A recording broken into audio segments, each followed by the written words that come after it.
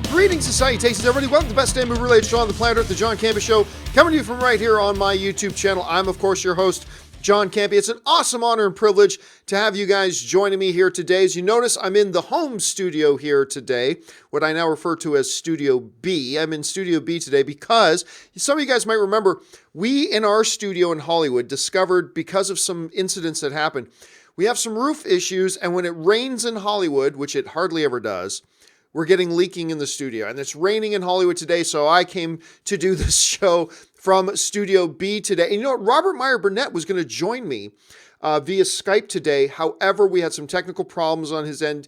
Weren't able to do it, but don't worry, Robert's going to be back. We're still going to try to have Greg Alba on tomorrow. We're going to see what we can do about all that kind of stuff. But there is movie news, folks. There's things in the world of movies to talk about, and we need to get to all that stuff right now. Okay, we're going to start off with this. One of the more anticipated properties in years gone by that people were wanting to see come to the big screen was G.I. Joe. For a long time, people wanted G.I. Joe. And then, with Channing Tatum in the lead, they brought us G.I. Joe. Wah, wah. Anyway, then they thought, you know what? Let's kill off everybody from the first G.I. Joe movie and bring in Dwayne "The Rock" Johnson. And they did it, and it did all right, I suppose, but ultimately it still wasn't that good of a film. And G.I. Joe has laid quiet ever since. Now, a couple years ago, whispers started going around that the studio and Hasbro were kind of eyeballing maybe doing a Snake Eyes movie. And then that had a little bit of talk for a while. Eventually that went quiet. Well, it looks like they're moving ahead with the Snake Eyes film, because right now it looks like they may even have their director in Robert Schwenke. Now, Robert Schwenke has done a couple of unfortunate movies, like Allegiant. He's also done R.I.P.D., which is just one of the most brutal films you've ever seen in your life. That was with Jeff Bridges and Ryan Reynolds. So R.I.P.D. And you think, oh my God, this guy's going to do Snake Eyes? But he also directed Red, which I think is amazing. And he directed this little international indie film that won a lot of awards called The Captain. That got a lot of people excited, a lot of people talking. This guy's had some bad films, but he's had some masterpiece films too. And they're talking about getting a Snake Eyes film going. What do I think about this? I'm a little bit torn. I'll admit I'm a little bit torn. On the one hand, this is consistent with what Hasbro movies have been doing, right? Like Transformers doesn't work? Okay, let's do kind of a spin-off relaunch of it with one of the side characters, Bumblebee, and we'll do Bumblebee. G.I. Joe doesn't work? All right, let's kind of do a spin-off relaunch with one of the side characters, Snake Eyes. And everybody loves Snake Eyes. Will they get Ray Park back to play Snake Eyes? Who knows? Fingers crossed. That would be cool if they did. So I can kind of see that there's some consistency with Hasbro's logic, and that's fine.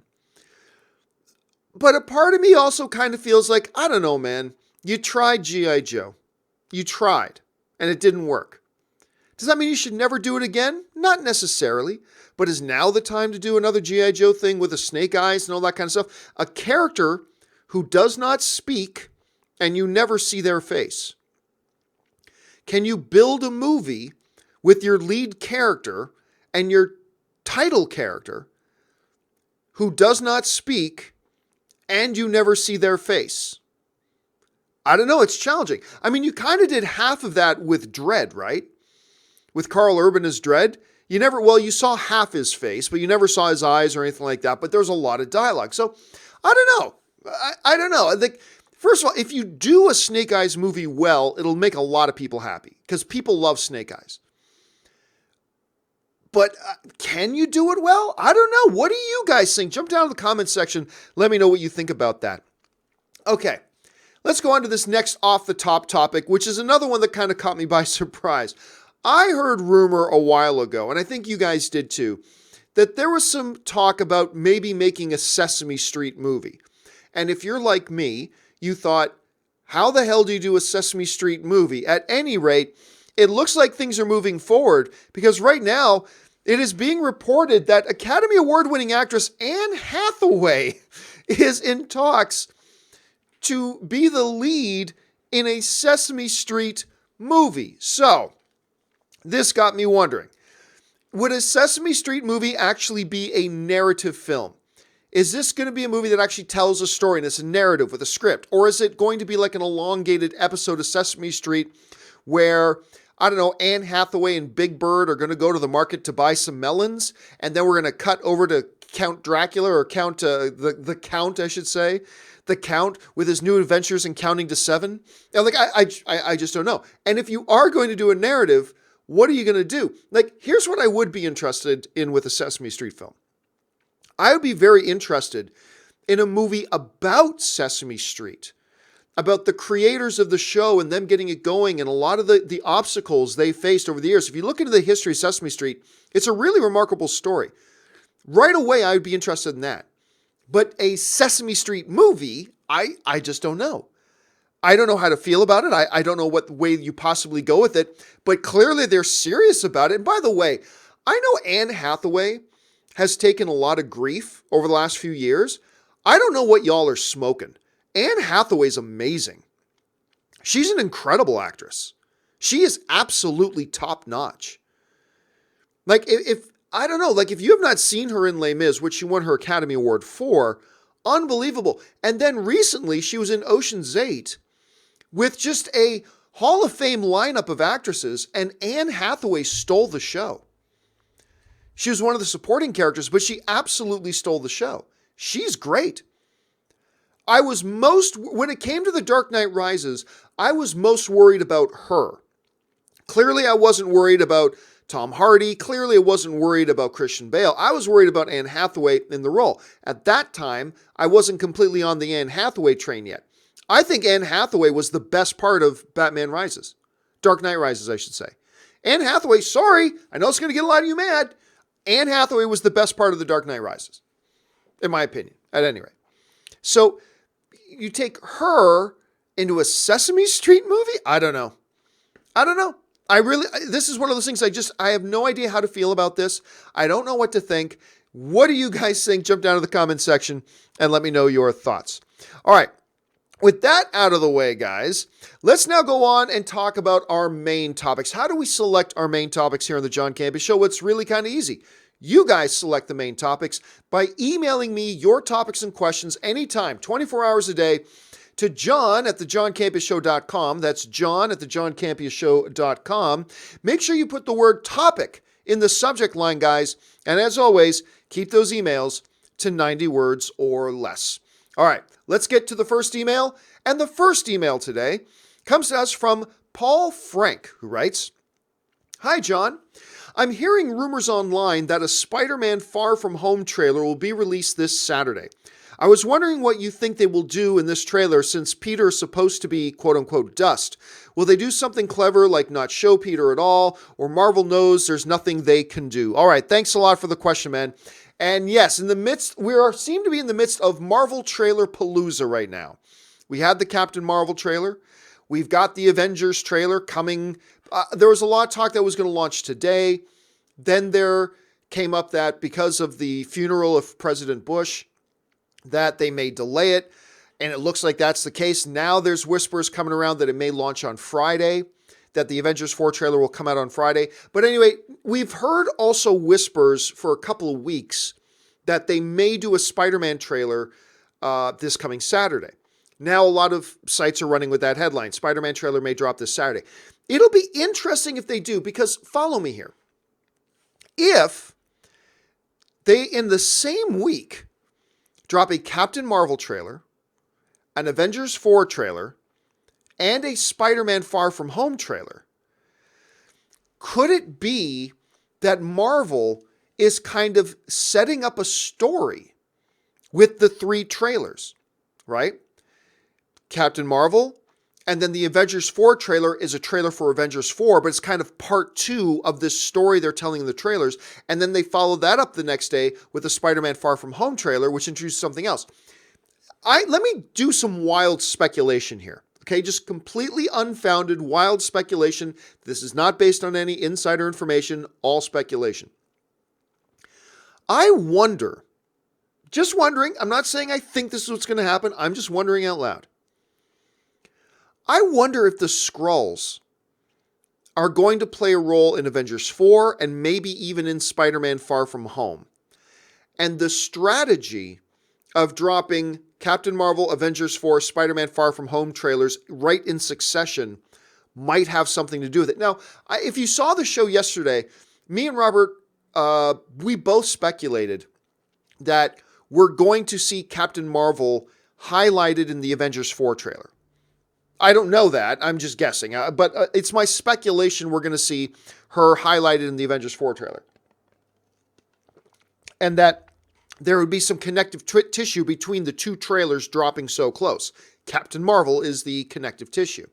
We know Kevin Feige has said Marvel's kind of going all in on Captain Marvel, so we'll see where that goes. But what if that connective tissue isn't necessarily Captain Marvel? What if it's the Skrulls?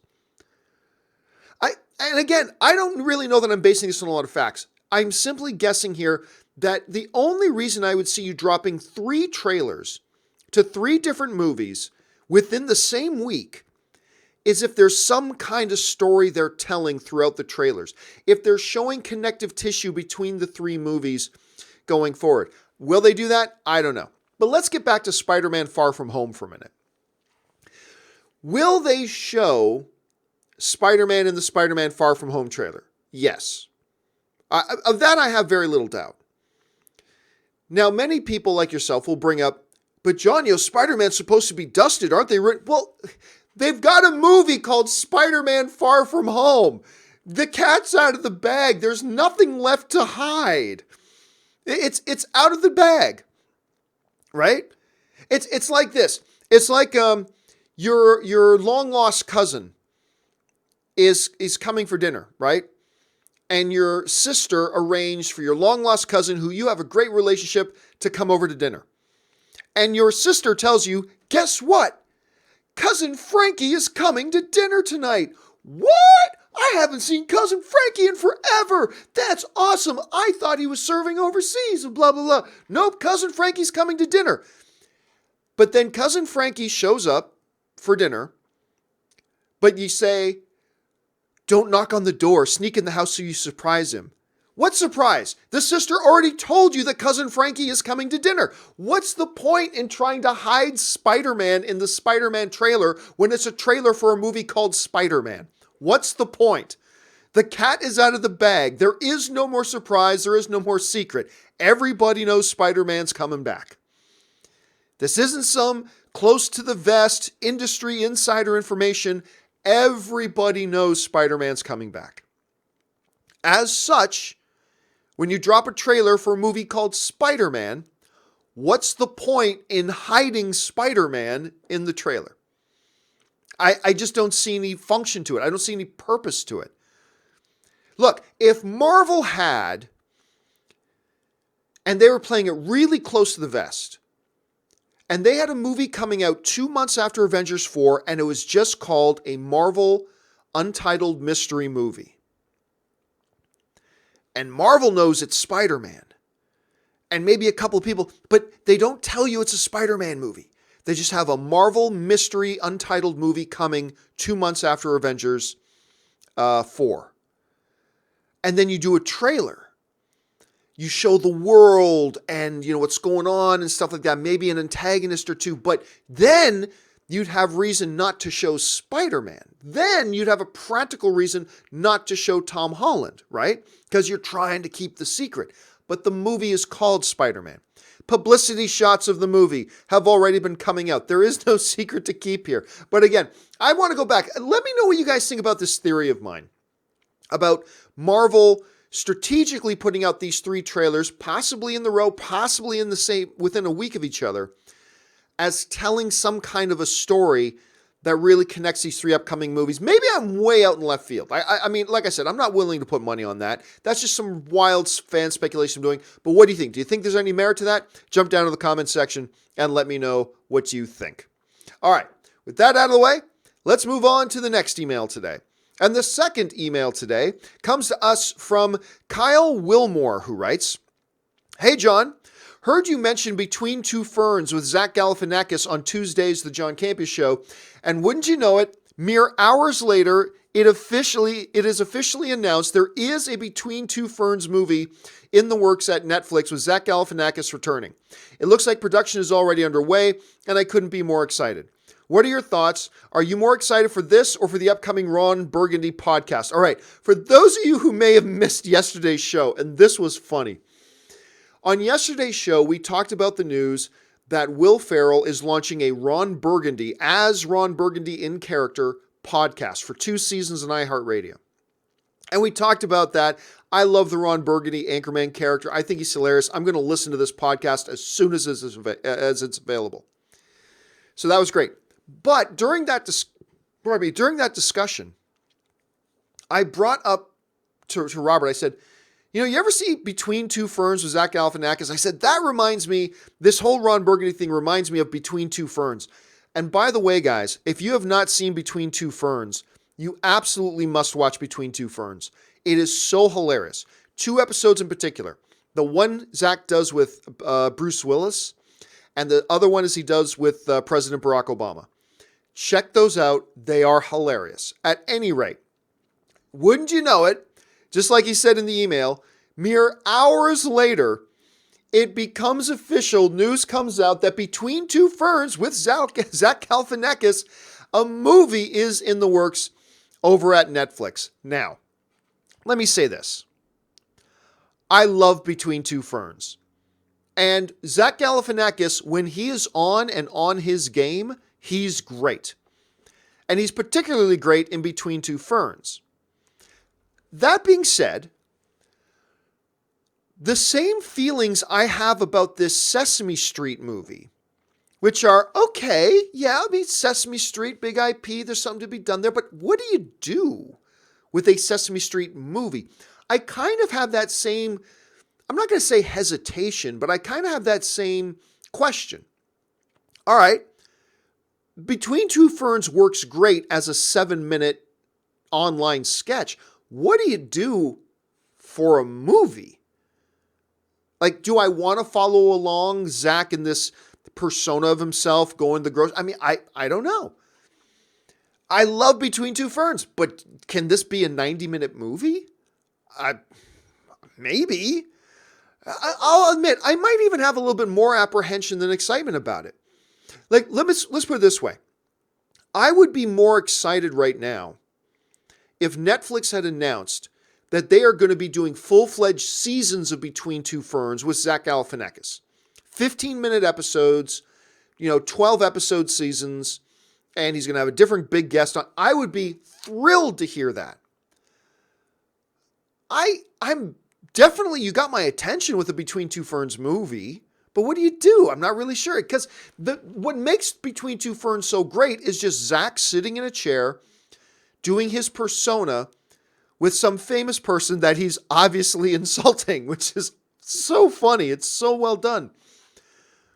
But you're getting away from that. You're getting away from the heart of what makes that funny in the first place. So again, I'm a little bit torn. I don't know what to think about it. What do you guys think? Are you excited for a movie version of Between Two Ferns? Or are you more like me where you just rather see, a season of the show? I mean, I don't know. Let's see how this all turns out. All right, let's move on now to the next email today. And the next email today comes to us from Marco M., who writes, I've heard you mention a few times that you'd prefer to have a legit movie personality host at the Oscars. Well, they just announced that Kevin Hart will host. I've never heard you mention him as on your list, so I was wondering if you like his selection this year. All right, thanks a lot for the question, man. And yes, for those of you who may have missed it, Kevin Hart got on Instagram, made it official. He is going to host the upcoming Academy Awards in February. So that is kind of funny because normally the Academy Awards have it announced well in advance who is going to be hosting their awards. Like usually, really well in advance. This one, they kept it a little bit close to the vest until we got into December here, and it is going to be Kevin Hart hosting. And I'll tell you right now, I love it. I love it. Would Kevin Hart have been my number one choice? No, but that's fine. Is he a choice I really like, though? Yes. I love it, actually. And I love it for 2 reasons. First and most importantly, And I know this is not popular with a lot of you guys, and that's fine, but it's how I feel. I have always believed that the biggest night of the year in the movie industry should be hosted by a movie person. What a wild thought. What a crazy idea. Now, don't get me wrong. I'm not saying any host they've had at the Oscars who wasn't a legit, like, through and through movie personality have all done a bad job. No, that's not true at all. Johnny Carson was a classic host of the Oscars, right? I thought a number of people who are not movie personalities have done pretty good jobs hosting the Oscars. Absolutely. But on principle, I just like the idea that a movie person, a true movie person, be the host of the biggest night of the movie year. There's something right about that. Not that it guarantees that that person will do a good job, but it's a good place to start from my point of view. Kevin Hart, there's no debating. He is a legit movie star. He's a legit movie star. But he didn't start off as an actor. I know that, but he is a legit through and through movie person. He has multiple movies coming out every year. He is a legit movie star. One of the stars of one of the biggest hits from last year with Jumanji. He is a legit movie star. Having a legit movie star host the Oscars, I think, is great. John, they had James Franco and Anne Hathaway host it. Yeah, I know, and that was a train wreck. That was absolutely a train wreck. But again, it's just the principle. I like the idea of that. The second reason I really like getting Kevin Hart to host it is the dude is just a great stand-up comedian. I don't know if you've ever watched any of Kevin Hart's stand-up comedy. Dude is funny. Dude's really funny. I can listen to this dude do stand-up comedy all day. He's amongst one of my favorites right now. Like, when I think about my favorites right now, Kevin Hart's up there. Coy is way up there. Joe Coy, Joe Coy might be my favorite stand-up comedian right now, but at any rate. But Kevin Hart ranks up there. So I think, and this is a dude who's done stand-up comedy in football stadiums. I don't think he's going to blink under the big bright lights. I don't think this whole thing is going to intimidate him at all. I think he'll go in there and I think he's going to do a good job. I really do. So will it be an amazing revelation like the next coming of Billy Crystal? Who, by the way, is still my all-time favorite Oscar host is Billy Crystal. Or is it going to be the next Anne Hathaway, James Franco disaster? Who knows? It could go either way. All I know is right now I really like it. And by the way, I just like Kevin Hart. I think he's just a fun, funny guy. And I've had the opportunity on a couple of occasions to get together with Kevin Hart. This one time I had a whole afternoon with him. It was me and Dennis, and we just had the whole afternoon with Kevin Hart doing some stuff for one of his upcoming stand-up specials that was going to be playing in AMC theaters.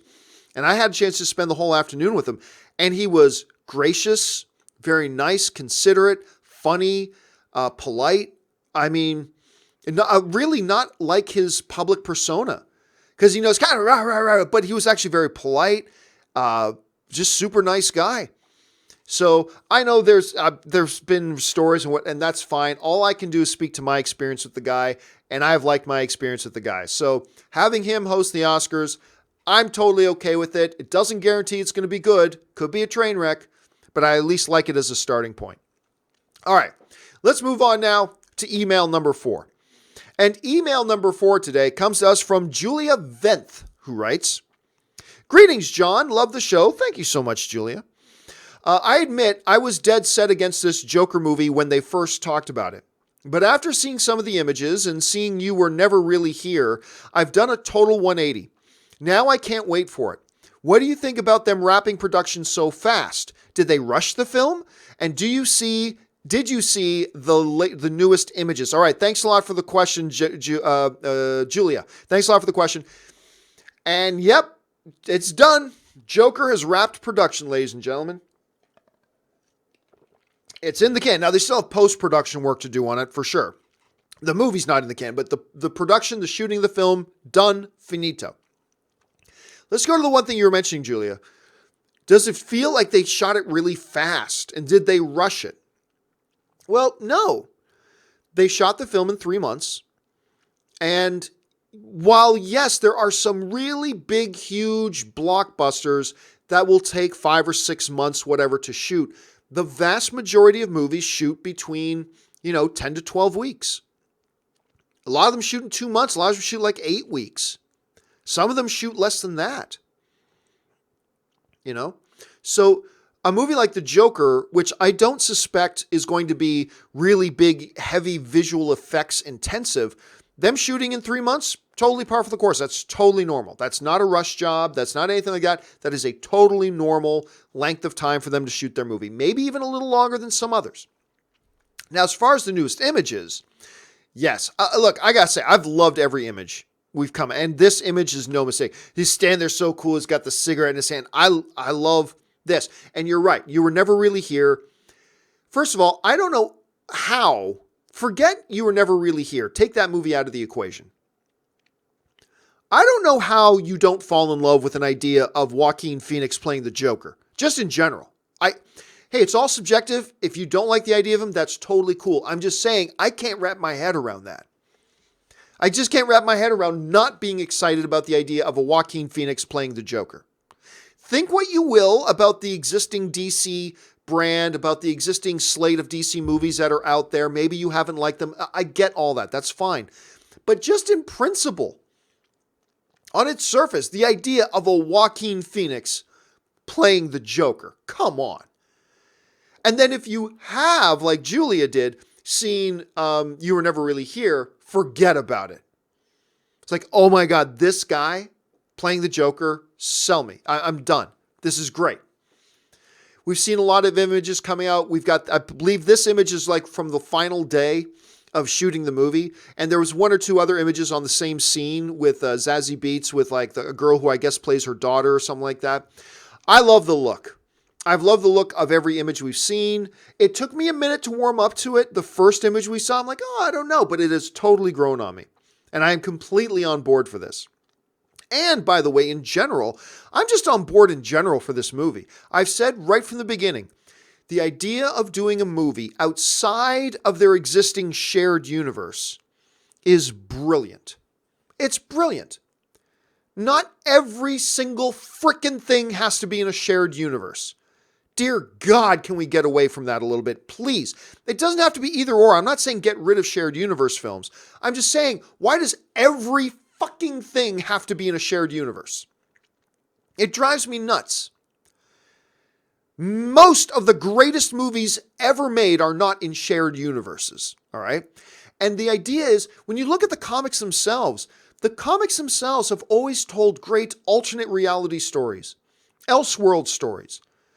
Like The Dark Knight, like, Red Sun, like a whole bunch of them. We've always had them. By stepping outside of the whole mentality of shared universe, it means you still get to have your shared universe movies, but it also gives you the ability to tell some great, fun, interesting, deep stories that don't fit within your shared universe. Right? Oh man, we got this great idea. Wouldn't this idea for a Joker movie be awesome? But it doesn't fit with the shared universe we have, so we can't do this great story. Screw that. Do standalone great movie. And I've been excited about that from day one. And maybe the movie will suck, whatever, but even if it ends up sucking, I think it was the right gamble to take. Even if this movie blows, I keep pointing the wrong way, even if this movie totally blows, I will still say it was the right gamble to take. It was a good risk to take to see if you can make this work. Because if this works, I'm telling you, man, it's going to throw open the floodgates of a lot of great potential stories you could do that maybe otherwise couldn't be done because they don't currently fit with your existing shared universe. And I love it. I love it. Now let's just see if it works. That's the big thing, right? Does it actually work? We're going to have to wait and find out. All right. With that out of the way, let's move on now to the final email of the day. And the final email today comes to us from Kevin Rubio, a good friend of ours, Kevin Rubio, who writes, Mission Impossible Fallout dropped this week. Obviously not in theaters. It dropped on home video. dropped this week, and that got me thinking. You cite Daniel Day-Lewis as the greatest actor of our generation. Actually, I think he's pretty much the greatest actor of all time. Anyway, presumably because of his total immersion into a role. No, but I'll get to that in a minute. I argue, Tom Cruise has shown the same commitment and total immersion in his roles. Should he not be given the same consideration? How is learning how to become an expert fashion designer or speaking with a perfect accent any less of a feat than learning how to fly an F-22 Raptor? All right, thanks a lot for the question, Kevin. And yeah, okay, so first of all, Kev, you make the assumption that the reason I believe Daniel Day-Lewis is not just the greatest actor of our generation, but probably the greatest actor of all time, is not because of, let's bring up the email again, because of his total immersion in the role. No, it's because he's the best actor. It's because I do not believe there has ever been an actor on the big screen that so totally convinces you they are that character. He brings power and passion and subtlety and everything you need, he brings to every single role. And he can play any kind of role. He can be the great Abraham Lincoln, and he can be Bill the Butcher. He can drink your milkshake and do just about anything else, and show you his left foot. Look, Daniel Day-Lewis is the best actor in the world, not because he immerses himself in his role, not because he learns tailoring to play a tailor, not because he does, no. Those are all just things he does to help him get to this point. But at the end of the day, it's about performance. And while I am a huge, look, everybody knows, I am a massive Tom Cruise fan. I think Tom Cruise is great, but there is no way in hell you can put Tom Cruise in the greatest actor of our generation or possibly the greatest actor of all time conversation. I love Tom Cruise. I'm a big fan of Tom Cruise, the movie star. And you know what? Unlike, say, like a Dwayne "The Rock" Johnson, who is a great movie star, Tom Cruise is also a really solid actor. He's a very solid actor. He's got an Academy Award nomination. I believe his nomination came for Magnolias. Anyway, no, not Magnolias. What was his? It was the one he did with Penelope Cruz. What was the name of that movie? I just talked about this movie the other day, and now I'm freezing on. Anyway, Tom Cruise is a good actor. He's a good actor. He ain't in Daniel Day-Lewis's category. Not just not in Daniel Day-Lewis's league, he's not in Daniel Day-Lewis's category. And that's not a slight on Tom Cruise. There are very, very, very, very, very few actors in history that are in Daniel Day-Lewis's category, that are within his universe, that are within his league. So that's not me casting any shade on Tom Cruise. Tom Cruise is great. But look, just, being dedicated to your role is not what makes you a good actor. Like, look, LeBron James may spend 4 hours a day in the gym practicing shots, practicing basketball, right? Okay, I could do that too. I'll go into the gym and do 5 hours a day. Are you going to say, well, then John Campea's a better basketball player than LeBron James because he puts in all that work? No, I can put in as much work as LeBron James. Doesn't mean I'm going to be as good. I don't have that talent. He does. So, look, I am fanatical about Tom Cruise because he's like, I want to learn how to fly this helicopter for this shot. I want to be the one hanging off the side of this plane. I want to learn to fly a fighter jet for, Top Gun 2. But I love that. I think it's great. Does that make his movies more interesting? Yes. Does it make his performance any better? No. It doesn't make his performance any better.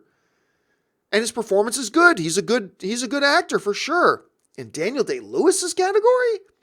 Nah, Kevin, I got 1000% disagree with you. Daniel Day-Lewis is not the best because he does method or because he immerses himself or because he learns. He's the best because when it comes time to turn on the camera and act, he's the best there's ever been. He's the GOAT. He's the Bret Hart, man. He's the best there is, best there was, best there ever will be.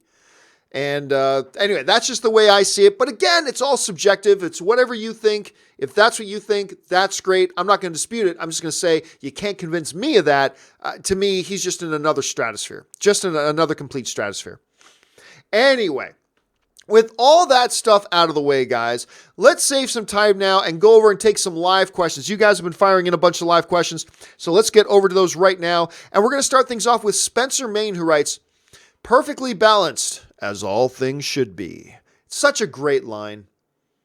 Such a great line. And one of the brilliant things about the movie is that you are never in doubt that Thanos is crazy and a villain. But they give you moments. They give you moments where you as an audience member could feel sympathetic. And when he drops lines like that, you kind of find yourself connected to the character. It's a great line. Spencer follows it up. 2019 is going to be a killer year for movies. Dude, we've talked about is how big the box office is going to be at the movies next year. And that's true. But there's also a lot of gem movies coming out next year. And we're going to do a 2019 preview video at some point. But you're right. 2019 is shaping up to be a hell of a year, man. All right. Vrinder Singh writes, "For me, ST2, Star Trek II, Wrath of Khan has some of the best dialogue in movie history. What do you guys think?" I don't think I agree. I love Star Trek II, The Wrath of Khan. You guys hear me talk about this movie all the time. Easily the greatest Star Trek movie of all time. One of the great sci-fi movies of all time. Best dialogue in movie history? No, I wouldn't go there. They have some great lines. Great momentary lines. But when you're comparing just like some of the truly great films, like where dialogue from start to finish is just immaculately written nonstop, I don't know that I'd put Star Trek Wrath of Khan into that category. Star Trek II Wrath of Khan is amazing, but I personally, I wouldn't say some of the best dialogue in movie history. I wouldn't go that far. But hey, it is in the eye of the beholder or the ear of the hearer, as the case may be. All right, Ben Rayner writes, never bought into the Avengers 4 trailer drop today theory. No confirmation and seemed too close to Captain Marvel. Don't believe it, Ben. I think it was very much planned to drop today. I think that was the plan. As a matter of fact, as I'm saying that, I'm doing the show live. Let me just double check my Twitter feed to make sure it hasn't dropped already. Nope, it doesn't seem to have dropped. There we go. Okay, so I do believe it was the plan to drop it today. And then we heard that they may push it off because of the Bush thing. And I do believe we're going to get this week. Don't misquote me. I'm not saying John Campea has a source. No. I'm just saying I do believe it's going to drop this week. And I do believe it was going to drop today. Now, whether or not all the rumors about the Spider-Man Far From Home trailer dropping on Saturday, who knows? I have no idea about that. Maybe it will, maybe it won't, whatever. But I do believe that the Avengers 4 trailer is dropping today. And I believe there is probably reason behind the madness, or method to the madness, as there will be. I think they're going to highlight Captain Marvel in that trailer. I think they're trying to set up this, because remember, in the span of 4 months, they've got 3 movies coming out in the span of 4 months. Captain Marvel, Avengers 4, Spider-Man Far From Home. I believe they're going to start marketing these things almost like a package of films, but we'll have to wait and see. Soul Rider is just kind enough to send in a super chat. Thank you, Soul Rider. Alex Pitt writes, "I've watched 3 episodes of The Marvelous Mrs. Maisel Season 2, and it is so good. The writing and acting is incredible. Still 7 more episodes to go." Guys, I have been telling you now for 1 year. It was 1 year ago when Ann and I were up in Canada for Christmas, and we it was a lazy afternoon hanging out at the Campea Ranch. And so Ann said, "Oh, I want to check out this Marvelous Mrs. Maisel show on Amazon that everybody's talking about." Sure. Binged the whole thing in just a couple of days. That show is amazing. Now, I know a lot of you are like, what the hell is this show that's winning all the Emmys? Best actress, best show, what's this show? Amazon Prime, The Marvelous Mrs. Maisel, maybe the best show on television. and it's a comedy, but maybe the best show on television. The writing is incredible. The performing is amazing. It swept up all the Emmys. It's just an amazing show. Ann and I have not started watching season 2 yet. It's going to be one of those shows that we have to watch together. We don't have a lot of shows that we make sure we watch together, but we have to make sure we're both home at the same time and watch them together because we both love that show, and I cannot wait to watch it. So thanks for giving me your input on that, Alex. All right. Let's see what's next. Ghostface 1999 writes, I love movie scores, instrumental music. In my opinion, Marvel doesn't have good movie scores. In my opinion, their best score is in Thor 2. What do you think? I think I wouldn't agree that they don't have good movie scores, but I do think in the whole endless Marvel versus DC debate, I've always felt that one of the areas that the DC films have had an edge over the Marvel films is their scores. I think the musical scoring in the DC films has always had a leg up. Now, don't get me wrong, there are flashes of brilliance in the MCU. Like that main Avengers theme, when used in the right way, that ba ba ba ba ba ba, like when you use that in the right way, it's a brilliant piece of music. It really is. But, and again, I wouldn't say they don't do a good job with it. I just think that DC, that's one of the areas that the DC films have outshone Marvel, is in that one particular area. Now, obviously, I think the Marvel films have done a better job overall. I mean, most people acknowledge that, but that is one of the areas I think DC's been a little bit sharper.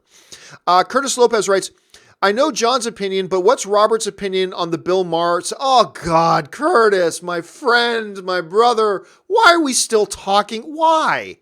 Why are you still talking about a guy you don't give two shits about, that you've never cared about, that you've never talked about before? Why are we still talking about the Bill Maher comments? Who gives a shit about what Bill Maher said?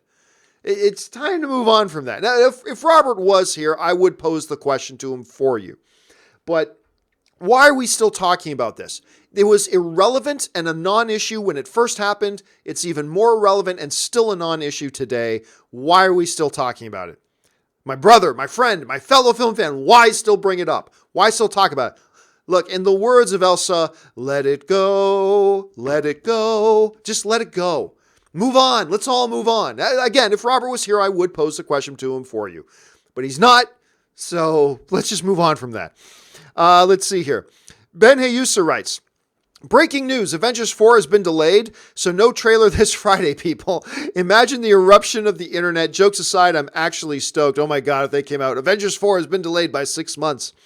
Yeah, that would just people nuclear meltdown. Look, I'm getting to the point where obviously you have to be a total moron to think that Marvel's disrespecting the fans by not putting out a trailer yet. Yeah. But I gotta say, if I was Kevin Feige and seeing all this BS people are saying, I'd be tempted to start doing something stupid just to make people melt down. If I was Kevin Feige, I might be tempted to go, you know what? Let me check with Papa Iger first, because, Bob Iger is the Supreme Lord and Emperor there, but let me check with Papa Iger, but I think just for the hell of it, just to piss some people off, I'm just going to move Avengers 4 6 months. Let's say move it 6 months. Just to watch them cry. I think that would be hilarious. To me, that would move Kevin Feige not just from a Hall of Fame Hollywood filmmaker, but he would take a seat amongst the gods if he did something like that. That would be the man with the biggest balls in the world if he did that. I think that would be awesome. Dan Ketchum writes, could a new Daredevil move to the MCU films? Well, Dan, I've been saying that. That's been my theory. My theory is you are not going to see them just take the Daredevil show and move it over to Disney+. That's not going to happen. What I do believe is going to happen is that they're going to reboot Daredevil, give us a new incarnation of Daredevil who will be in the MCU. And I think they'll do that. Because look, let's face it, the MCU films and the Netflix universe have never really been connected in any real way anyway. So it's not going to be a contradiction. They're just going to pretend that Daredevil never existed. This is our new Daredevil. And he's going to be in the MCU. And I do believe that's what they're going to do. It's just me speculating, but that's what I believe they're going to do. All right. I'm Upset writes, over under 40% Ant-Man 3 happens. Ooh, 40's a good line. That's a really good line, 40%. I'll take the under 40, but not by much. I'll take under 40% that Ant-Man 3 happens, but not by much. Had you said it at 30%, I might say over, but at 40%, I'll go under. I'll take the under on that. Murray Reich writes, I didn't like the new Avengers 4 trailer. Too much CGI and the lions didn't look real. Oops, wrong movie. Oh, come on. The lions look great. What are you talking about? Too much CGI. Man, I'm still telling you what, Murray, and I know that's not what you're bringing up, but I still believe there are a lot of people who are going to be really surprised. There are still so many of you guys that are like, oh no, the number one box office movie of the year in 2019 is easily going to be Avengers 4. I mean, obviously going to be Avengers. I'm telling you what, I ain't so convinced. Not because I don't believe Avengers 4 isn't going to do well. Avengers 4 is going to make its money. But I'm telling you what, I think a lot of people are sleeping on The Lion King. I've said it before, but I will say it again. Both Lion King and the MCU movies are clearly going to hammer home getting out the hardcore fans and getting the casual movie-going audience going to them. That's what's going to make them both big hits. But the third quadrant that The Lion King is bringing to the table is that The Lion King is going to get people coming out to the movies who don't even ever go to the movies. That's something Lion King's going to do that I think makes it a very realistic possibility that it could end up being the number one box office film of the year in 2019. Now, I'm not saying that's definitely what's going to happen, not at all. But everybody's sitting there thinking, oh no, foregone conclusion. And I was like that too. I was totally like that. And then I saw the worldwide response to that trailer. And it's like, you know what?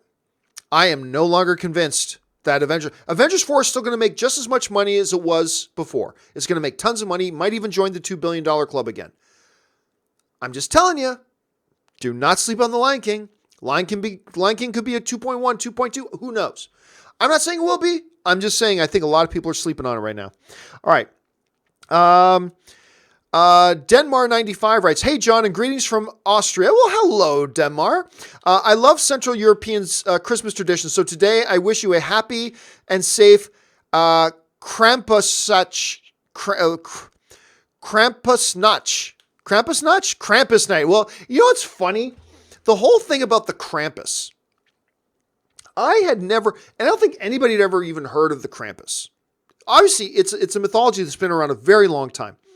And then all of a sudden, in the span of like 8 months, I felt like there were 5 different TV shows that had Krampus episodes and 4 different movies that had a Krampus mythology in it. And all of a sudden, Krampus was everywhere. It was like really, really kind of nutty. But thank you, Denmar, for wishing me a happy Krampusnacht. Krampusnacht. I don't know. I'm probably butchering that word, but thank you so much.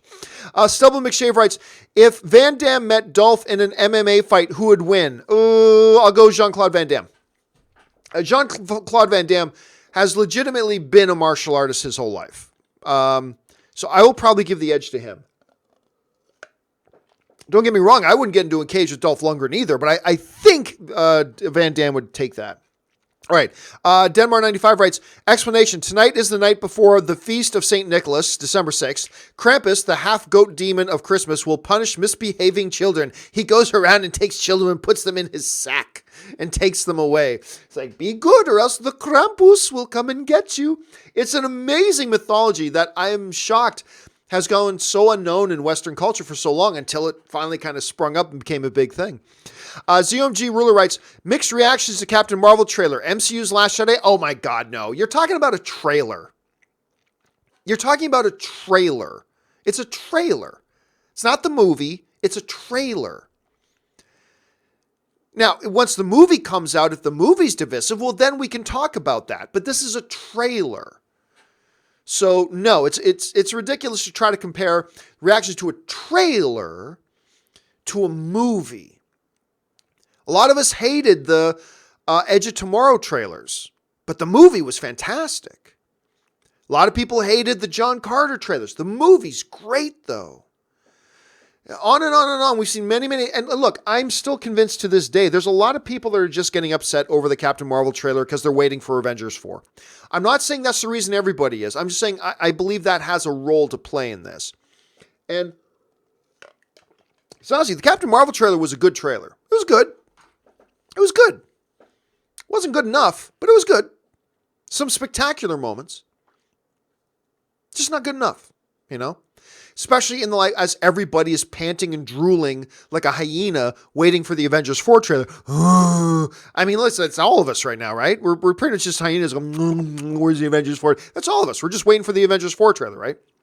But no, I mean, there's no point in trying to compare a trailer and a reaction to a trailer to a reaction to a movie. That's an apples to spaceships comparison. There's no point in even trying. Stubble McShave writes, biggest problem with Star Wars Attack of the Clones was that Lucas had characters tell each other how they felt instead of showing through actions, a big show don't tell failure. I'm going to tell you what, Stubble, I don't disagree with you, but that was not the biggest problem with the movie. That there are many issues and many things that were bigger problems with Star Wars Attack of the Clones that were much bigger issues than that. Is that a problem? Was that a noticeable problem? Absolutely. I'm with you on that, my friend. But I would also dare to say that doesn't even come close to being the biggest problem with the movie. That's just my thought. But it's a true observation. It is a true observation. Ben Rayner writes, Flash 100th episode last night was great. You'll like it. I'm looking forward to it. I'm going to watch it today. I always usually watch the CW shows the next day or 2 or 3 days later. I have caught up on the Supergirl episode. I have caught up on the Arrow episode, and these are all the last episodes before the Elseworlds crossover. And it's funny that Supergirl and Arrow both had the same scene at the end with the Earth 90 stuff. I'm assuming Flash has the same end scene as well. We'll find out for sure in just a little bit. All right, Jabin Carter writes, they also cast Tobey Maguire as older Peter Parker for Into the Spider-Verse, but decided against it as it might confuse fans. Your thoughts? Oh, that's ridiculous. That's totally ridiculous. That's totally ridiculous. Hold on a second, let me look this up. I've never heard that, so I don't think that's true. Now, I'm going to look it up here, and maybe it is 100% true. But my first instinct is that that's not true at all. Now, there's a couple places like our good friends over at Slash Film saying that it almost happened. Let's see. Spider-Verse co-director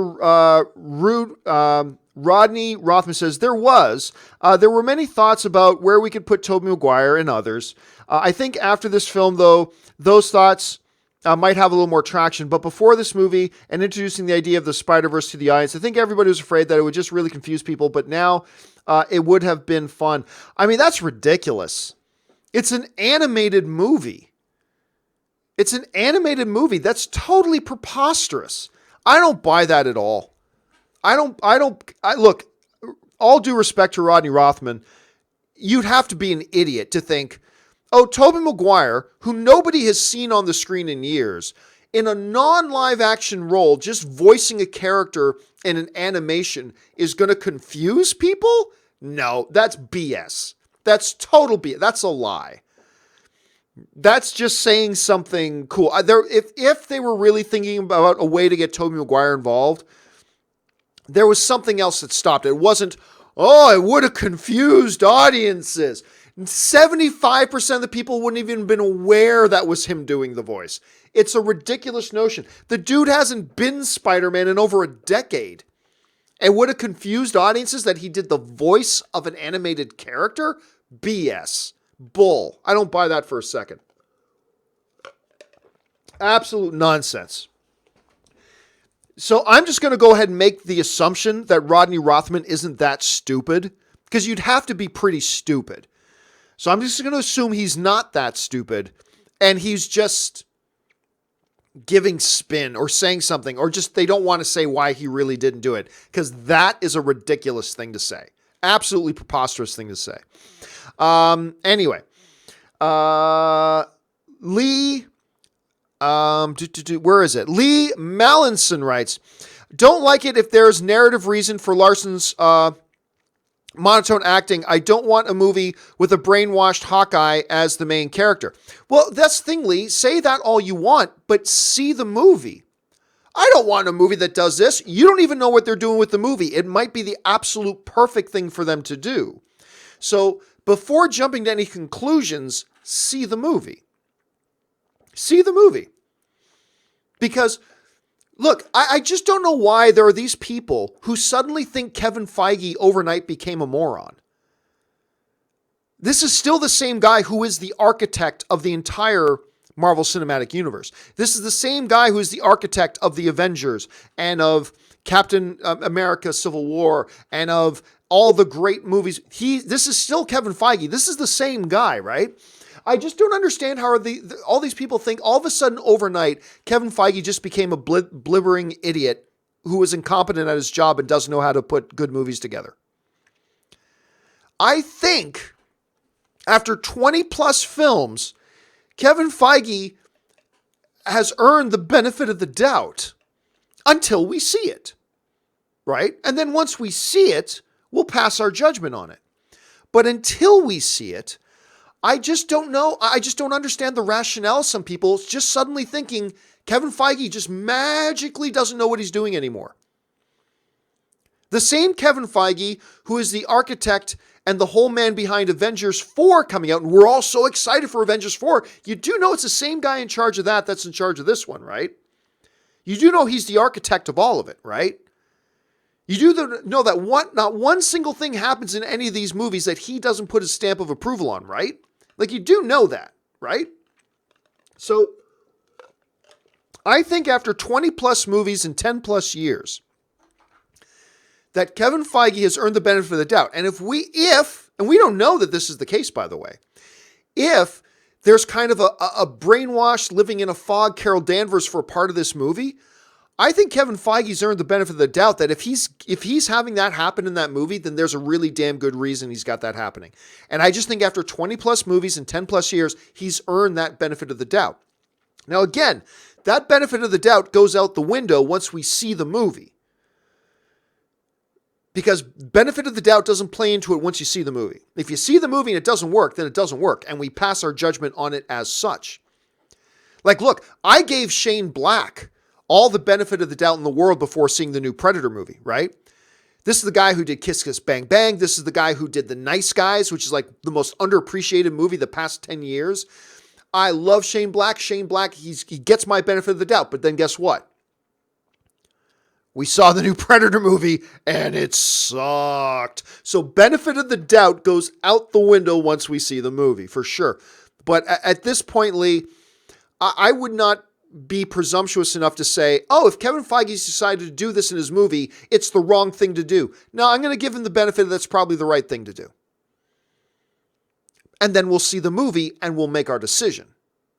But until that time, Kevin Feige, for me, gets the benefit of the doubt. He absolutely gets the benefit of the doubt. I don't know why you would doubt him here and then think he's going to do a great job with Avengers Infinity War. It's the same guy. From the first Iron Man to Spider-Man Far From Home, it's the same guy. He didn't just all of a sudden forget how to make good movies overnight. Again, let's wait and see till the movie comes out, because we might be singing a different tune. Maybe the movie's a car wreck. I don't know. But let's just wait and see. Let's wait and see. All right, David Bet Sharhad writes, in Avengers 4, do you think Carol will show up in the third act and save the day, or she will be a more prominent character through the whole movie like Thor was in Infinity War? I have a feeling, I don't know how prominent. Like, I don't necessarily think Captain Marvel will be the lead character of Avengers 4, but I do believe she will be in there at the latest near the end of the first act. I think she will be a presence throughout the whole film, basically. If not right away, then at least towards the end of the first act. And then she'll be a presence throughout the film. I don't know that. That's just my guess right now. John During writes, did you see Hornquist get the natural hat trick in 2 minutes, 47 seconds for the pen? No, I did not. When's the last time that happened? No, I did. Because, okay, so now you know the very next thing I'm going to do, John, after this show is done, is I'm going to be hopping on ESPN or go over to tsn.ca and see if I can find a highlights of that. A natural hat trick in 2 minutes and 47 seconds. I don't even remember that ever happening. That might be a record.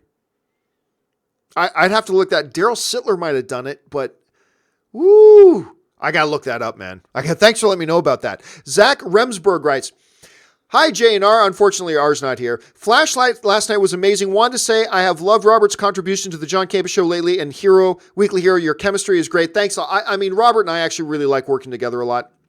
Now, a lot of people have been asking him to become a full-time regular. There's a problem with that. Robert, like every other human being, has to work for a living. He can be on the show when he's available. And I joke around with some people. They say, John, you need to make him a regular thing. I'm like, great, good idea. You send me the $2,000 a month. It's going to cost me to make sure he can get paid to do that, and I'll do it right away. And I always put a smile face because I'm just being facetious, but it's not as everybody thinks it's just easy. Oh, just be on it. We shoot this show at 9 a.m. when people are working and people have jobs, and Robert Meyer Burnett has a job. And if I ask him to come in every single day, I got to pay him, right? You got to pay the guy. Shouldn't ask people to work for free. Got to pay him. And by the way, I do pay Robert for every time he appears on the show. I think he makes a contribution. I think he deserves to get paid. So I pay him every time he comes on the show. But I can't afford to have somebody on all the time. So it becomes a little thing. But thank you for mentioning it. I do love working with Robert. Robert and I, we were just talking last night, as a matter of fact. We just love our chemistry together. It's great. And you know what? I told Robert this. I'm not saying Robert is better than a John Schnepp. Obviously, I'm not saying that. Or is better than a Christian Harloff, or is better than a Mark Ellis. I'm not suggesting that. But I will say that I don't know that I've ever had as much natural chemistry with somebody doing a show with as I do with Robert. You know, I just don't know that I've ever worked with somebody that I have that much natural chemistry with. And I had great chemistry with those other guys. Absolutely. And they're all super talented and super great. And, you know, there's not enough words to describe how good they are. But yeah, I just really find that me and Robert and I talk about this quite a bit. I've never found I have had more natural chemistry with somebody like that, other than Ann, but like on camera natural chemistry than I do with Rob. And Rob has a lot of fun doing the show. So you're going to see more of him. You're going to see more of him for sure. How regularly, I don't know. We'll have to wait and see. All right. DAL Official writes, have you seen the Swedish disaster drama film, The Unthinkable? If not, do you plan to? It has won a bunch of awards and has great reviews. I've never even heard of it. I'll be honest with you, DAL. I've never heard of it. But one of the things I love about this show is that there are movies that I've never heard of, that a lot of the viewers have never heard of. And now, DAL, you just put it on a lot of people's radars. And I think that's awesome. So I don't have any plans to see it. I struggle to keep up to date with everything as it is. But now you've put it on a lot of people's radar. So thanks for sharing that, man. All right, let's go on here. Kadir Hicks writes, a 90s kid here. I think Detective Pikachu looks amazing. What do you think of a live action / animated Animaniacs reboot film? Well, there's been stories. There's been whispers and rumors of the Animaniacs making a comeback, whether on television or in movie form. I believe the rumors I've heard them talking about have been in movie form. I believe they've been talking about a movie for Animaniacs. I love the Animaniacs. We're the Animaniacs. We have pay-for-play contracts. We're zany to the max. There's baloney in our slacks. We're Animaniacs. So come and join the Warner Brothers and the Warner Sisters dot. And just for fun, we run around the Warner movie lot. They lock us in the tower whenever we get taught. But we break loose and then Van Moose, and now you know the plot. Anyway, I just made your day, right? You guys didn't know I knew the lyrics to Animaniacs. Trust me, guys, I know the lyrics to Animaniacs. Anyway, some of my favorite songs, Countries of the World. There's... I used to know, you know what? I used to know the lyrics to the Countries of the World. And Haiti, Jamaica, Peru, Costa Rica, Bolivia, and Argentina, Greece and El Salvador too. And I can't remember now. And then there's Lake Titicaca. Lake Titicaca, Lake Titicaca. Anyway, I love the Animaniacs. Pinky and the Brain are a couple of my favorite animated characters of all time. I would love it. I would love it. I don't know that it'll ever actually happen, but they are talking about a return to television. But if they did, I'd be a happy camper.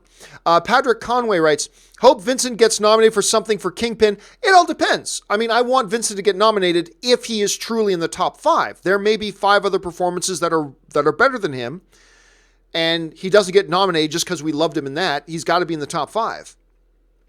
And that's always tricky, right? It's tricky. I don't watch a ton of TV, so I can't say for sure. I don't watch a ton. I'm more of a movie guy, but there you have it. But, I mean, look, whether he gets nominated for something or not, he was great in that role. Oh, my God, he was so good in that. Alan Gonzalez writes, we are starting to have hockey here in Arizona. I think Matthews has something to do with that. Toronto Maple Leafs star Matthews is from Arizona. He's not actually Canadian. Unbelievable. There's a hockey superstar who ain't Canadian. Anyway, lots of European superstars. But, yeah, I've been hearing hockey's been a growing thing in Arizona from what I understand. So, I mean, that's great. Whenever anything that can spread the joy and spread the love is good to me. Rufina Salazar writes, should I watch The Waterboy before Aquaman? You know, somebody actually sent me on Twitter. I don't know if I still have it. You know what? Give me a second because it's worth looking up just in case it's still there. Somebody sent me this graphic basically asking the same question. He goes, can I go see Aquaman without seeing the original first and still understand? I'm like, the original first? And it was a picture of, oh, here it is. Let me see if I can get this on screen here because it's worth looking at and laughing at. Here it is. Should I see Aquaman if I haven't seen the original first? And of course, he's got a picture of Aquaman and Waterboy. I thought that was kind of funny. And by the way, how funny is the Waterboy? That might be my favorite. Might be my favorite Adam Sandler comedy. My favorite Adam Sandler movie is actually not a comedy. It's called Reign Over Me. Love it. I thought he could have been nominated for an Academy Award for that, to be honest with you. Let's see. Adam Douglas writes, George H.W. Bush biopic about his days sounds cinematic. I mean, possibly. I mean, look, whenever you have a president pass away, it's something that you can look at for sure.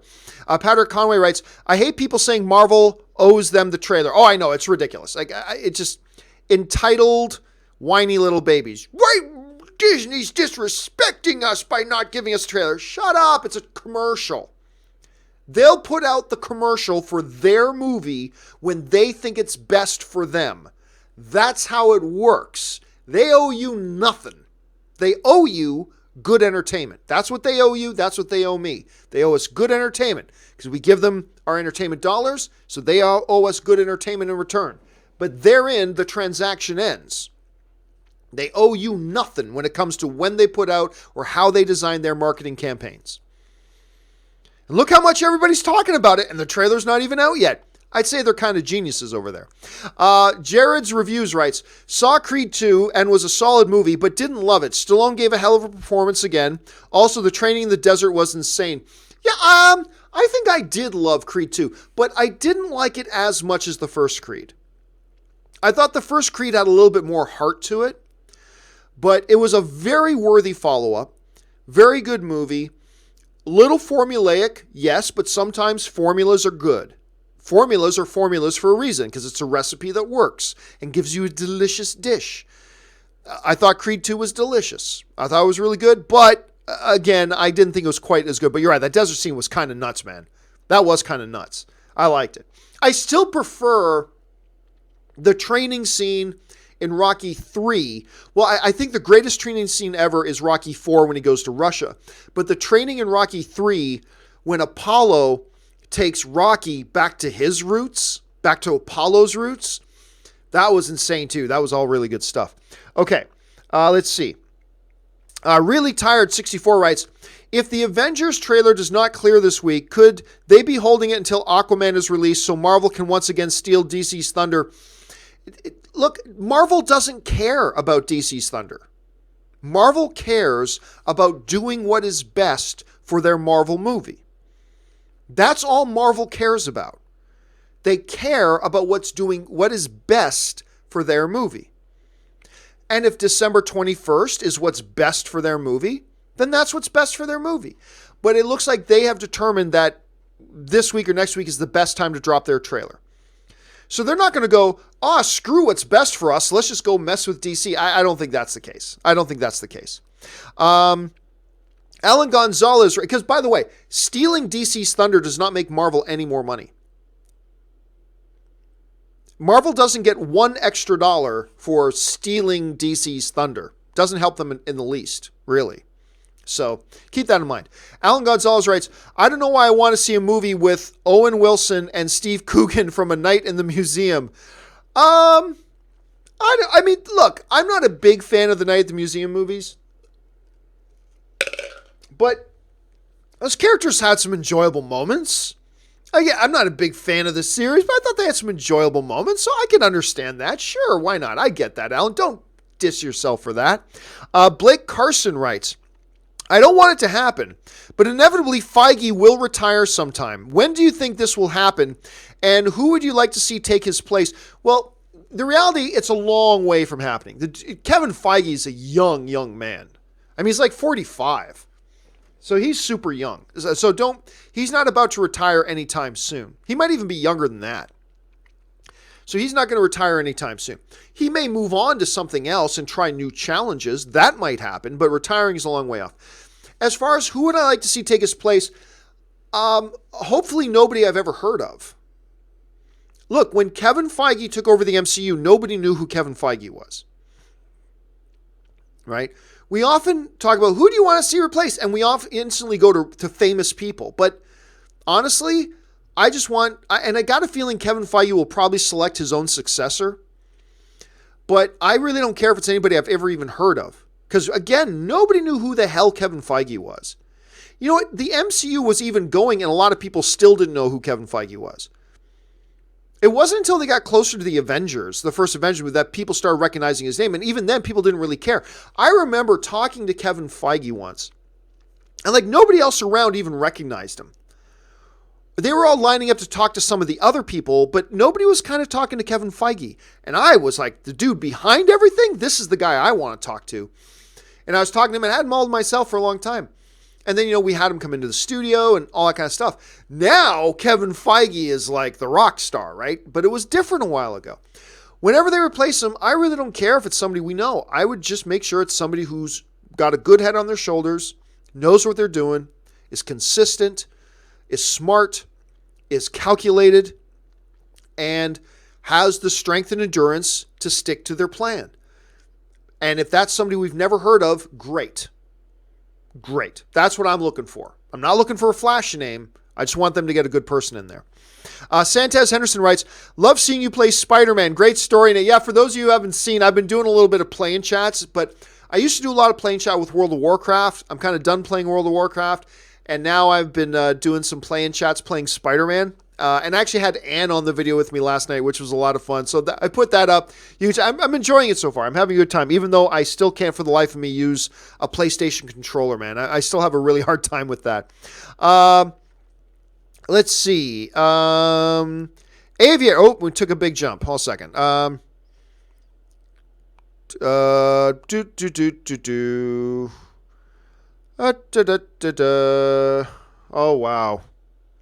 Oh, wow. Okay. Aviator. 986 writes, psyched for Avengers 4 trailer, but I'm more curious for Far From Home trailer. Perhaps trailer completely focusing more on Mysterio than Spidey. I doubt it. Look, Spider-Man's your titular character. He's the guy. He's the main event. He's the guy.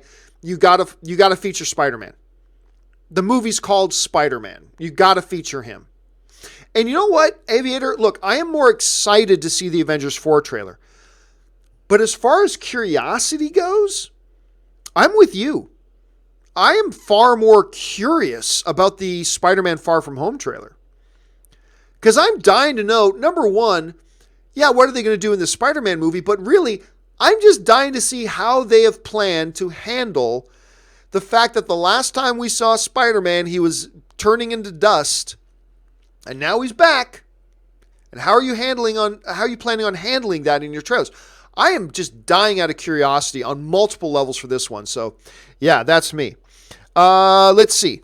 Next, Wesley Cunningham writes, which do you think more needs to perform well in order to bring some good faith back to the franchise? Aquaman or Bumblebee?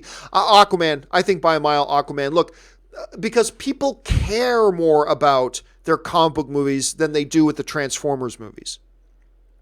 I like Transformers, but people seem to be a lot more emotionally invested in their comic book movies than in Transformers movies. So I would say on that basis alone, Aquaman really does. And Aquaman is kind of, I think, going to set the tone and the new direction of what the DC movies are going to be here moving forward. So for that reason and several others, I think it's just an incredibly important onus is on Aquaman. The same is true as Bumblebee. I just don't think to the same degree. And there's a much bigger spotlight on Aquaman too. So I would say Aquaman is in the position. They both need to perform well. But I think Aquaman's in the position where it, as you say, quote unquote, more needs to perform well.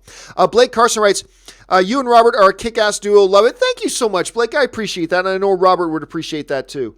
NPE94 writes, thoughts on There Will Be Blood. Oh, dude, it's amazing. I love that movie. The opening is killer. The second act is killer. The finale is killer. I drink your milkshake. I drink it up. So good. And I have said, I believe Daniel Day-Lewis gives the best performance we've seen in the last 20 years in that movie. And There Will Be Blood. It's a great film. Love it. Love it. And Daniel Day-Lewis showing unleashing his full power as an actor. And that, just love that movie. PGML writes, Expendables 2 and the Conjuring franchises are both rated R and have no nudity or F-bombs. Conjuring, though, has a lot of things you can't show to children.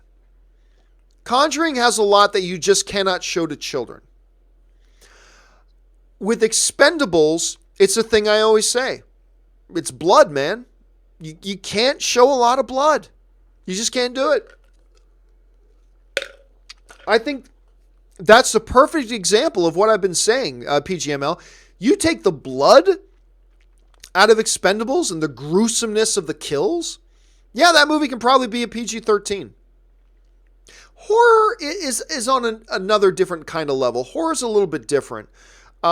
There's stuff in horror, depending on the nature of the horror, that you can't show kids. So you show kids a Conjuring movie, they're going to go to bed with nightmares and blah, blah, blah. And that's why the MPA gives it a rating. And remember, the MPA ratings are not laws. They're suggestions. They're guidelines. The MPAA is not a law. It's simply an industry suggestion. And when you got stuff like you have The Conjuring and parents are relying on your suggestions, you got to put an R on that. You got to let them know this isn't really appropriate for your kids. Hey, if you want to watch it with your kids at home, be my guest, but you've been warned. We don't think this is appropriate for children. Now you as a parent make your own decision. So anyway, there's a lot of nuance to that too. Megapodtastic writes, John, this will be the third Sesame Street movie. Yes, there was an Elmo movie, and what was the other one? Follow That Bird in 85 and Elmo and Grouchland in 1999. But I do not believe they were theatrically released films. Were they theatrically released? I do not believe that they were. Hold on a second. Let me just pull this up here. That Bird box office. Follow That Bird, Sesame Street. You know what? It didn't have a wide release, but I take it back. It was in 1,129 theaters. Not exactly what I would call full wide release, and it made $13 million. So I take that back. I stand corrected. I knew about those two movies. I just had it in my head. This is why I love having the community here, guys. I just had it in my head that it was like straight to home video kind of stuff. But no, you're right. It was theatrical. Absolutely it was. So there you go. Thanks for bringing that up, Megapodtastic. Appreciate that. Frank Van Wardhuizen writes, While playing the first DCL of PS4 Spider-Man, I was reintroduced to the dynamic of Spider and Black Cat. What are your thoughts on this? What are your thoughts on this? We haven't seen it in the movies yet. I would love to see this from the Netherlands. Well, thanks a lot for the email, Frank. I have not played any downloadable content for Spider-Man. I'm just trying to get through the game. I don't buy DLCs. I never will. It's such a scam. You know what? You make your game, make the game. And I pay you for the game, then give me the whole damn game. This whole scam of, let's make the game, and let's charge them again for the next part of the game, and charge them again. I hate that. I'll never participate in that, ever. Anyway. The stuff with Black Cat, well, I don't know. I mean, Sony has designs on using Black Cat in their Sonyverse.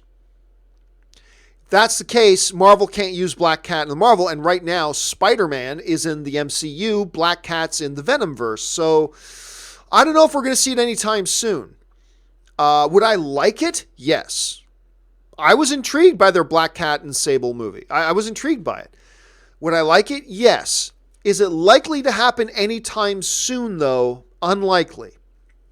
Because of that dynamic we just talked about there. It is unlikely. But I am curious about this whole thing between them there. I'll probably look for the cutscene stuff on YouTube just so I can see it. But yeah, unfortunately, Frank, I don't think it's... I'm not going to say never. Not never. I'm sure sometime, someday, we will get these two on screen together. But for the immediate future, it looks unlikely right now, unfortunately. Thanks a lot for the email, Frank. All right. Wesley Cunningham writes, just saw Robin Hood with a cousin that wanted to see a dumb action movie. It's been a while since I felt physical pain trying to get through a film. And I'll tell you what, Wesley, because of the trailers and because of good saints like yourself warning me that the movie is as crappy as it looks. Again, I haven't seen it, so I can't say definitively it's crappy. All I can say is that it looks crappy to me, and I got a lot of people telling me it's crappy. So thanks to saints like you, Wesley, I have been able to avoid going to see Robin Hood. I just don't want to waste my money or my time. Time more important than money. I don't want to waste my time. I don't want to waste one of my evenings going to see that thing when it looked like crap and then everybody tells me it's crap. I'll take a pass on it because of good, God-fearing men like you, Wesley, sparing wandering travelers like myself through the entertainment wasteland saying, no, no, no, friend, don't walk down there. Down there be Robin Hood. Thank you. Good man on the road pointing me in the right direction. Yeah, it's too bad. It's too bad because, look, I was curious about the notion of the movie when they first announced it. Obviously, I'm a big fan of Taron Egerton. By the way, if you still haven't seen Eddie the Eagle with Taron Egerton and Hugh Jackman, see it. It's a very charming movie. I liked it a lot. But then the trailer started to come out for it, and I never had any hope. And I was hoping I'd hear some people liked it, but nobody did. So, it is what it is. Ben Rayner writes, Marvel has no say in Spider-Man trailer. It's Sony. Well, actually, Ben, that's a good point. Except, this is a very different kind of situation. Because it is the MCU, right? This is a very unique situation that very rarely will you ever be in. Normally speaking, yes, Sony would have 100% full control because they are the distributor, and it's the distributor that decides how to market a film. However, we are in a very weird, unique, once-in-a-lifetime kind of situation with this precedent-breaking deal between Sony and Marvel having Spider-Man, whose license currently belongs to Sony, and Sony allowing that character to come over here and be a mainstay character in another studio's cinematic universe. That Sony doesn't have any distribution on any of their other films, just that one. It is a unique fingerprint of a scenario and situation that will break a lot of the standing presumptions. Under normal circumstances, Ben, you are 100% correct. The production company doesn't get a lot of say in how the distributor distributes and markets a film. Absolutely. But just like there are 100 other ways that this is a totally unique relationship, I'm sure that extends to this as well. It is part of the MCU. Therefore, it needs to be marketed in such a way that is consistent with the marketing of the MCU and what the MCU is doing overall. It's not an island unto itself. And I'm sure these are things that Sony and Marvel agreed upon in advance. Marvel's got all the power. Or sorry, let me rephrase. Sony has all the power here, but I'm sure this very scenario is something they very much would have thought through and planned out and worked out how this handles. So I would say Sony will probably allow Marvel to have a lot of say in how Spider-Man Far From Home is marketed. Sony's distributor, they got the power. But I'm sure they've already worked it out with Marvel that Marvel is allowed to give an awful lot of input in how this film is marketed. And as a matter of fact, I have a feeling Sony has probably allowed Marvel to just run with the marketing on it, how they want it marketed, as long as it doesn't violate anything Sony doesn't want done.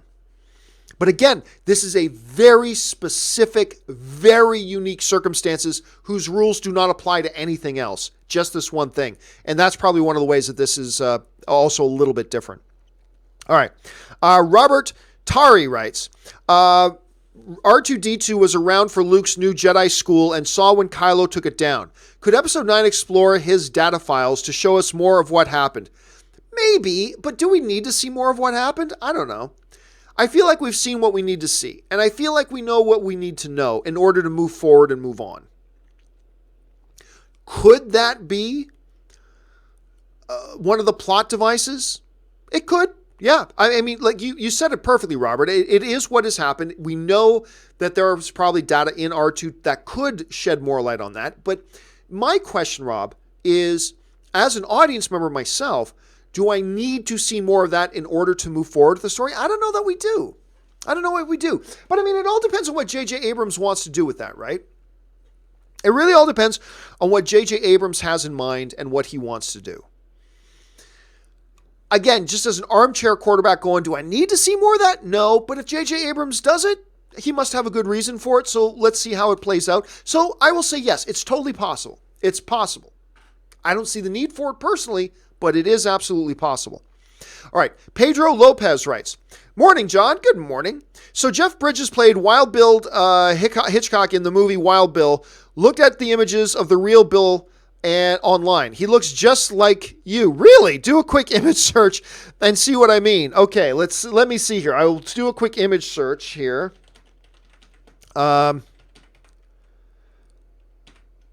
Let's see. Wow. You know what? I mean, clearly not spit an image or anything like that, but hold a second.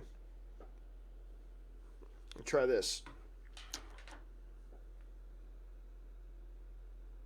Let me go. Yeah, I'll go this way.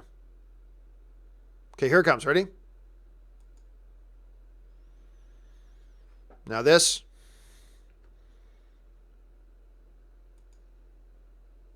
I don't know. Maybe. It's, again, I don't think spit an image, but man, if you told me that's a cousin, I might buy that. I might buy into that. Thanks for sharing that, man. Okay. Mr. Spooky, where are we at? Mr. Spooky Spare writes, I'm so excited going to see Bumblebee this Saturday. Yeah, I am too. I'm going to go see Bumblebee on Saturday. And I'm very, again, Travis Knight directing. I think it looks pretty cool. Kevin Rubio writes, Cousin Frankie, Far From Home. Nice. Cousin Frankie, Far From Home. And then he right there, very funny. Of course, Kevin's the same guy who wrote in the question about the Tom Hanks thing. Kevin's a friend of ours. And, of course, still, I got to plug this every time Kevin comes up, but the creator and director of the single greatest ultimate Star Wars fan film ever of all time. It is the godfather of all Star Wars fan films, other than maybe Hardware Wars, but is Troops. Still to this day, the greatest Star Wars fan film ever made. And he's a Marvel writer. He wrote some of the Star Wars stuff for Marvel as well, and he's a friend of ours around here, so thanks for sharing that, Kevin. Let's see. Saburu Sensei writes, if Detective Pikachu / Alita are a success, could we expect more anime, manga, video game adaptations? No. Here's the thing. Right now, it might offset the negativity towards it. I mean, there's been a slew of stuff come out that has failed. One thing is not going to change the course of everything. Alita Battle Angel isn't going to change the course of everything. I have my doubts how successful Alita Battle Angel will be. Look, I didn't think it looked any good, but the more and more I've seen the trailers, I've come around on that. I am actually now pretty excited to see it, but I'm not sensing a lot of people being excited to see it. I'm excited to see it. I'm not sensing a lot of people are. So it really is very much a theoretical question. I just don't even know how likelihood that theoretical scenario is actually even going to come into play. So, but even if it is, unless it's like a $2 billion film, no, I don't see one movie kind of doing that. Not at this point. Pedro Lopez writes, I've really enjoyed the episodes with Robert Meyer as a special guest. You guys bounce things off each other and have a great chemistry. I appreciate that, Pedro. I really enjoy it too. And I always enjoy having somebody that can bounce things off of. It's a hell of a lot easier to do a show solo. Really a lot easier to do it solo. In ESPN terms, it's a lot easier doing a Colin Cowherd show than it is doing a Mike and Mike, right? And only people who know ESPN know at all what I'm talking about. But it's a lot easier, but I love having Robert on. And it's always really enjoyable. So I'm sure he'll like hearing that. Thanks a lot, Pedro. Let's see. Les Milwain writes, I was hoping that Thor and Rabbit would host. Wouldn't that be funny if they had like Chris Hemsworth in character as Thor and a CGI Rocket Raccoon as Rabbit hosting the Oscars? It would be ridiculous, but sign me up. Sign me up for all that ridiculousness. Aviator 986 writes, really wanted Eddie Murphy to host that 1 year. Yeah, they had that 1 year. Here's the problem, though, with that 1 year. Because that 1 year, damn it, what was the name of the movie again? Rush Hour. So Rush Hour director, what was his name again? Brett Ratner. There was some controversy around the Oscars that 1 year when they were going to get Eddie Murphy to do it. Because Brett Ratner, I believe, was the producer of the Oscars that year. Brett Ratner also had his movie Tower Heist coming out that just so happened to star Eddie Murphy. And that turned a lot of people off. Because they thought, oh, you're just putting him in to promote your movie. The only reason you're putting in Eddie Murphy is to promote your movie. And I think that caused some backlash. I think Eddie could have done a pretty good job hosting the Oscars, but there was backlash, and I understand the backlash. It created the appearance of a major conflict of interest. And Brett Ratner has a lot of problems going on right now, but it did create the appearance of a major conflict of interest, and that caused some backlash, and I understand why it did. So that's why he never did turn up. But I'm with you, Avi. I thought he would have done a good job. I do. I think he would have been, and I still think he would do a pretty good job doing it at some point. All right. Jack Richards writes, John, have you checked out the show Black Sails? Still haven't. And I've heard good things about it. I've had people tell me good things about it. I talked to some people involved in it at Comic-Con before. I've always thought about it, but I have very little time to watch a lot of TV. I don't watch a hell of a lot of TV, but I do got to get around to that at some point because a lot of people like yourself, Jack, keep telling me I should check it out. Santez Henderson writes, The Good Place being renewed gave me good feelings. The episode about Donkey Doug is one of my favorite comedy episodes ever. I have not watched any of The Good Place this season. Anne has. Anne is addicted to that show. Other than The Marvelous Mrs. Maisel, I think The Good Place is probably Anne's favorite show. I didn't bother with it because I thought it looked dumb. And then Anne got me to watch some episodes last year. It's like, this is funny. This is smart and well written and has great comedy. And it's good. If you haven't checked out The Good Place, listen to Santez and give it a shot. I think you might like it. Lincoln Johnson writes, John, any news of Netflix Mindhunter Season 2? Yes. I recently heard that the director, Oh, why am I freezing? Why am I freezing on the name of the director? It's one of the great directors in Hollywood. Oh my God, why am I freezing on it? Anyway, I'm freezing on the name of the director. Anyway, the guy, it's a super famous Hollywood director, and I'm totally freezing on his name. You know what? Just let me look up World War Z.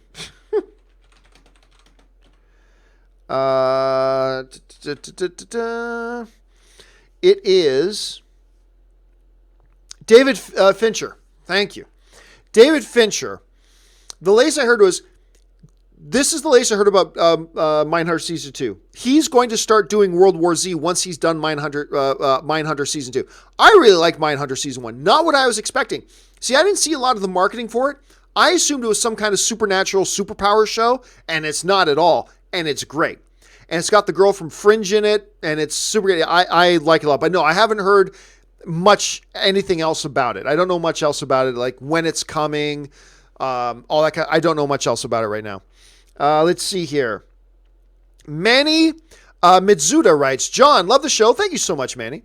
I guess DC is using Batman and Superman for their TV shows. Just saw a commercial for Gotham's new season and Legend of the Dark Knight. Yeah, I hated that. I hate everything about Gotham when they so pathetically, desperately try to go, look, guys, this is the kid who becomes Batman. Yeah, we get it. Get over it. Gotham was never supposed to be about Batman.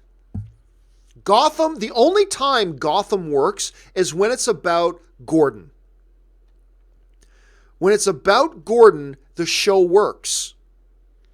When it's this gritty, crime drama that happens in the pre-years before Batman shows up and we get Jim Gordon, we see his younger years, blah, blah, that's when this show works. Whenever they do this pathetic, oh, this Bruce Wayne kid, he becomes Batman, everybody. It's pathetic.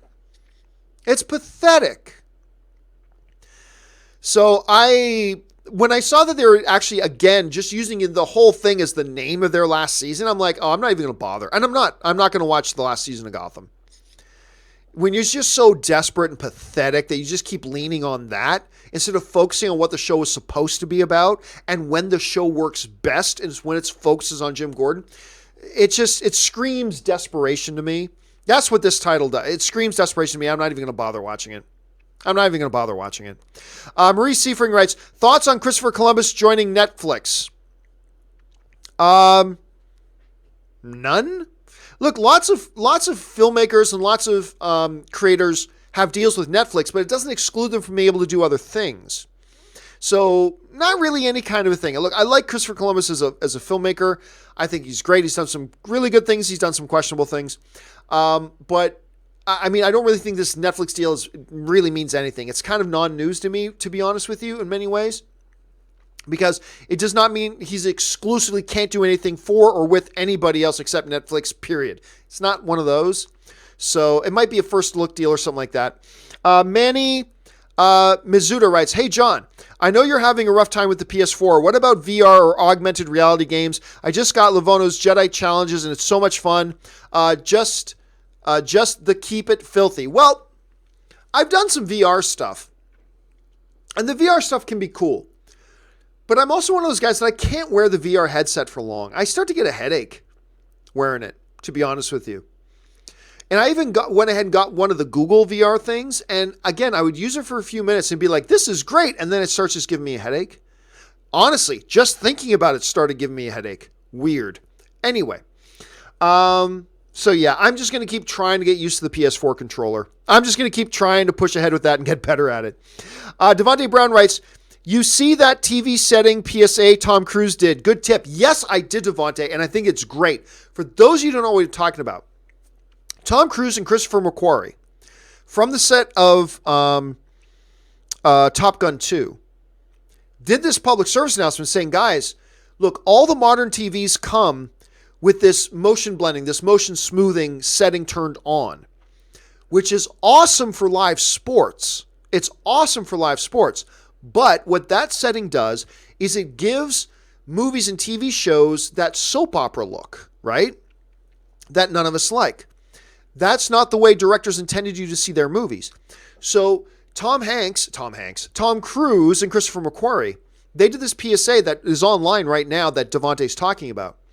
That's basically, guys, when you get your TV, they automatically have the setting turned on. Go and turn that setting off to see movies and TV shows the way the creators intended you to see them. And it's a good tip. You're right. I love the fact that they did that, actually. It was a really good tip. Thanks for bringing that up, Devontae. All right. Let's see here. Guys, please do not send any more questions. We've already gone over an hour and a half.